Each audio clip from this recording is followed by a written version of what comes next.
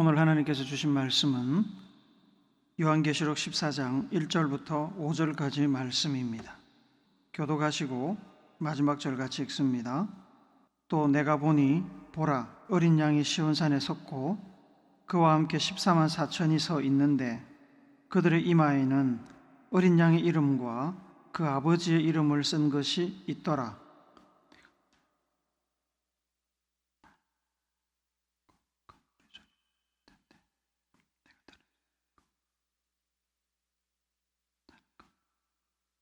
그들이 보좌 앞에 내 생물과 장로들 앞에서 새 노래를 부르니 땅에서 속량함을 받은 14만 4천 밖에는 능히 이 노래를 배울 자가 없더라.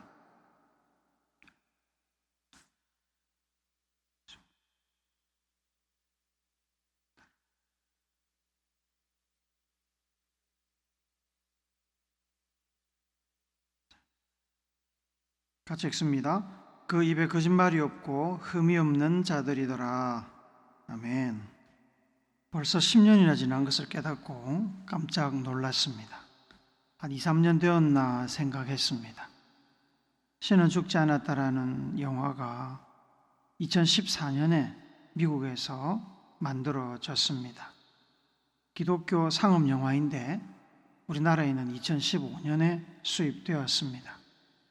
미국의 다른 일반적인 상업 영화에 비해서 저예산이지만 기독교 영화로서는 적은 예산의 영화는 아닙니다. 제가 기억하기로 신은 죽지 않았다는 2014년 당시에 미국에서 기독교 영화치고 상업적으로 꽤 성공을 거두었고 1편의 성공에 힘입어 2편, 3편, 4편까지 제작되었습니다. 한국에도 들어와 적지 않은 관심을 받았습니다. 영화의 큰 줄거리는 이렇습니다. 대학교 신입생 주인공이 무신론자 철학 교수의 수업에서 신이 죽었다는 교수의 주장에 반기를 들었습니다. 교수는 자존심이 상해서 주인공 학생에게 신이 살아있다는 것을 증명하지 못하면 자기 과목을 낙제시키겠다고 엄포를 놓았습니다.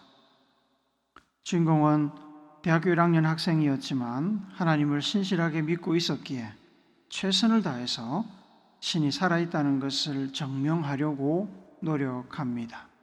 이 과정에서 일어나는 사건들을 담은 영화입니다. 영화 중에 한 할머니 성도께서 오랜 신앙적 경험에서 나오는 말씀을 들려주십니다. 때때로 사단은 사람들이 아무런 어려움 없이 살도록 내버려 둔다. 왜냐하면 사람들이 어려움을 당해서 하나님께로 돌아가는 걸 원치 않기 때문이야. 너의 죄는 마치 감옥과 같은 거야. 그 안은 편안하고 아늑해서 굳이 나갈 필요를 느끼지 못하지. 그 감옥 문이 활짝 열려 있는데도 말이야.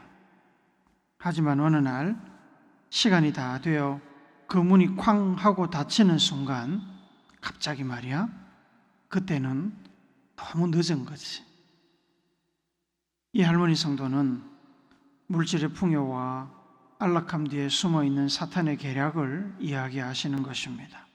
사탄의 계략을 인식하지 못하고 풍요와 안락함 속에서 믿음을 잃어가는 사회와 성도와 교회를 향한 안타까움을 표현하는 것입니다. 사람들은 등 따숩고 배부르면 하나님께 나가 기도하지 않습니다. 간절하지 않기 때문입니다. 돌아보면 과거 대한민국이 전쟁의 폐허에서 일어나 살기 위해 몸부림치던 시절에는 성도들이 간절했습니다. 먹고 살기 위해, 성공하기 위해, 자식 잘 키우기 위해 간절한 마음으로 하나님께 기도했습니다. 그 간절함이 성도들의 삶을 풍요하게 만들었고 교회를 풍요하게 만들었고 나라를 풍요하게 만들었습니다. 오늘날 풍요 속에 살고 있는 한국 교회와 성도들은 기도를 잃어가고 있습니다. 간절하지 않기 때문입니다. 기도하지 않아도 먹고 자고 입을 것이 있어서 그럭저럭 살 수 있습니다. 이러한 편함과 안락함 안에 익숙해진 우리도 모르는 사이에 하나님으로부터 멀어지고 죄의 감각은 둔해져서 우리가 보이지 않는 죄와 사망의 감옥에 갇혀 있는 것을 인식하지 못합니다. 감옥 문이 열려 있어도 현재 생활이 너무 좋아서 굳이 감옥 밖으로 나갈 생각을 하지 않습니다. 나가면 오히려 불편합니다.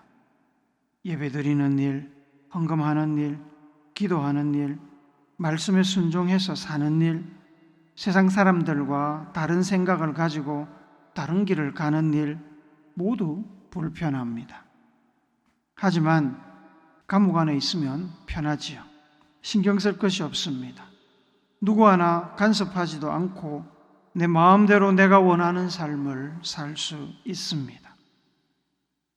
그러다가 어느 날 갑자기 그 영화에서 할머니 성도께서 이야기하신 것처럼 종말의 때가 다가옵니다.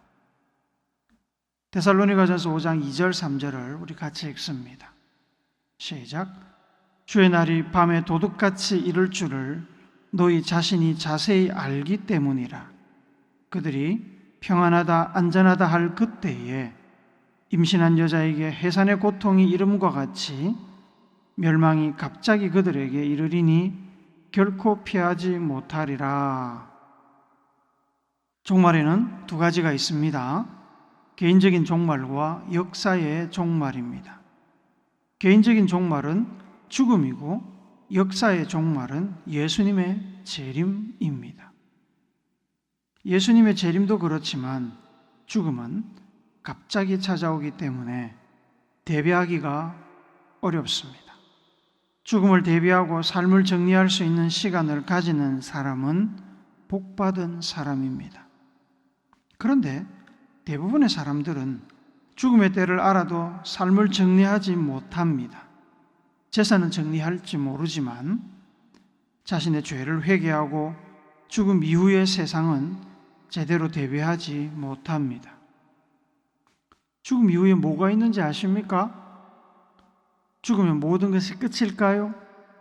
그렇게 생각하는 사람은 안타깝지만 예수님을 잘 모르는 사람입니다. 성경이 약속하신 하나님의 나라를 상속받기가 어렵습니다. 예수님은 처음부터 회개하라 천국이 가까이 왔느니라고 가르치셨습니다. 히브리서 9장 27절은 한 번 죽는 것은 사람에게 정해진 것이요 그 후에는 심판이 있으리니 라고 우리에게 경고합니다.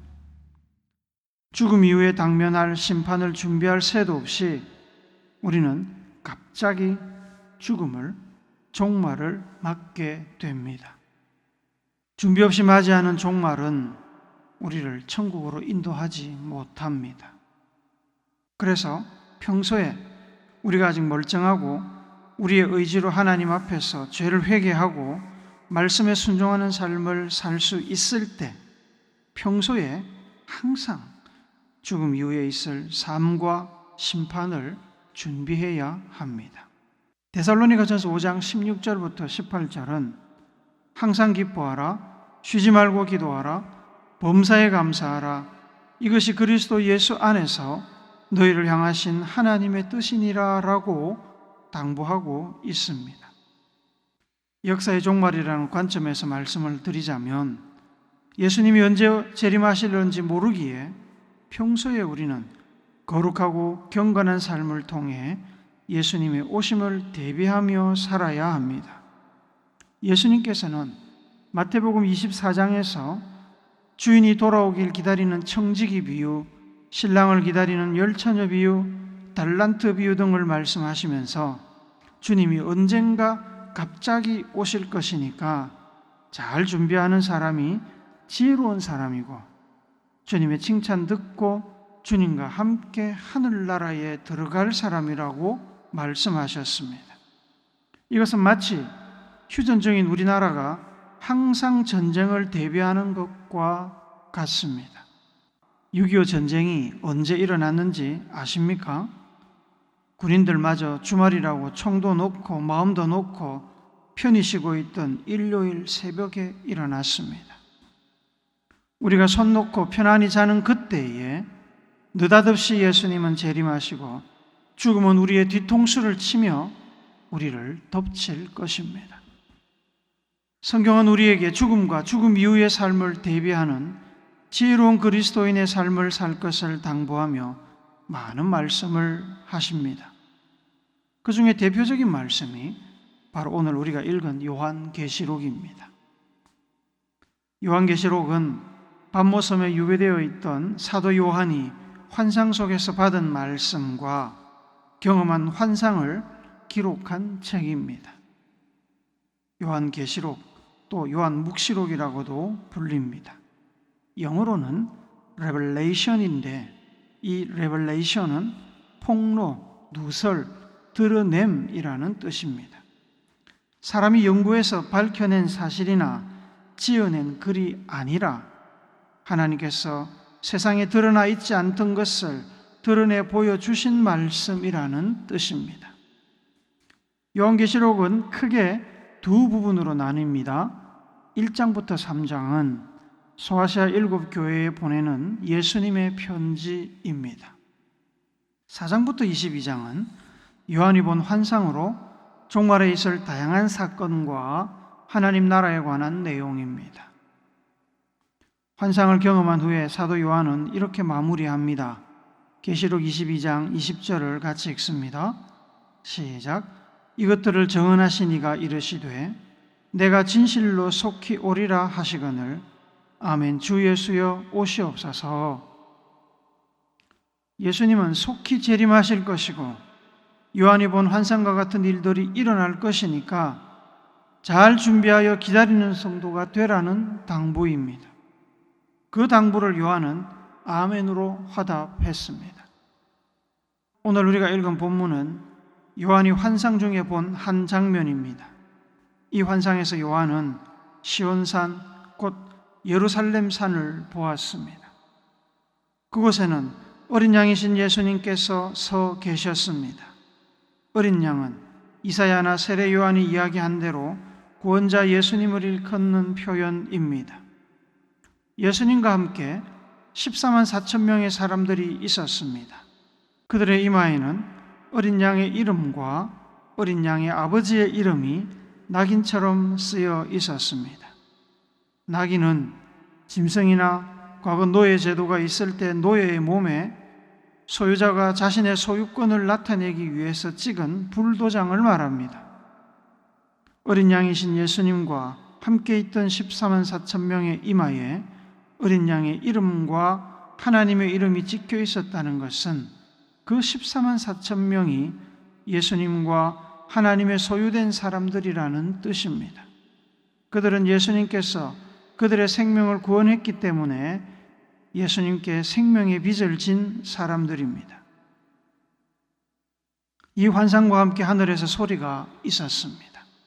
그 소리는 홍수 때나 혹은 댐의 방류 때 들리는 많은 물이 흐르는 거대한 소리였는데 사실 그 소리는 하나님의 보좌 앞에서 내 생물과 장로들이 새 노래로 하나님을 찬양하는 소리였습니다. 그 소리가 얼마나 아름다웠으면 금은고 소리 같았다고 요한은 기록합니다. 금은고는 우리나라 번역입니다. 영어로는 하프 또는 한국에서는 수금이라고도 번역을 합니다. 천사는 그 금은고 소리 같은 찬양은 구원받은 사람들 14만 4천 명만 배울 수 있는 노래라고 알려주었습니다. 그들만이 하늘에서 하나님을 찬양할 수 있다는 말입니다. 이 14만 4천이라는 숫자는 실제로 구원받을 인원수가 그것밖에 되지 않는다는 말이 아닙니다. 144는 12 곱하기 12입니다. 12는 이스라엘 12지파에서 나온 숫자입니다. 하나님의 백성들을 의미합니다. 1000은 10의 3승이지요. 3은 유대 문화권에서 완전수입니다. 하나님은 삼위일체 하나님이십니다. 14만 4천은 상징적인 숫자입니다. 예수님을 영접하고 구원받은 그리고 구원받을 모든 사람을 상징합니다. 시온산은 곧 예루살렘 성전과 예루살렘 성이 있는 곳입니다. 예루살렘 산이라고도 부릅니다. 이곳은 이스라엘의 수도입니다. 이스라엘의 정치, 문화, 신앙의 중심이자 하나님의 집, 곧 성전이 있어서 하나님께서 임재하시는 곳입니다. 시온산을 차지한다는 것은 이스라엘 백성들을 차지한다는 뜻입니다. 이방 민족이 시온산을 차지하면 이스라엘은 이방 민족에게 넘어간 것입니다. 시온산을 차지한다는 것은 곧 승리를 뜻하며 시온산에 서 있는 사람들은 승리자들입니다. 어린 양 예수는 하나님의 아들로 당연히 역사의 승리자입니다. 사단 마귀를 이기고 세상을 다스리시는 승리자입니다. 승리하신 예수님과 함께 있는 14만 4천 명은 종말의 환난을 견디고 살아남은 사람들, 구원받은 성도들, 예수님과 함께 승리의 기쁨을 누릴 자들입니다. 계시록 7장에 보시면 하나님의 천사가 환난 중에 구원받을 14만 4천 명을 택하여 인을 쳤다는 기사가 나옵니다. 인은 도장을 이야기합니다. 계시록 7장 3절 4절을 같이 읽습니다. 시작. 이르되 우리가 우리 하나님의 종들의 이마에 인치기까지 땅이나 바다나 나무들을 해하지 말라 하더라. 내가 인침을 받은 자의 수를 들으니 이스라엘 자손의 각 지파 중에서 인침을 받은 자들이 14만 4천이니 백성들은 이마에 인침을 받았습니다. 그 인에는 어린 양의 이름과 하나님의 이름이 적혀 있습니다. 그러면 그들은 어떻게 해서 택함을 받고 인침을 받아 구원받고 어린 양과 함께 시온산에 서서 어린 양의 승리를 함께 누릴 수 있게 되었을까요?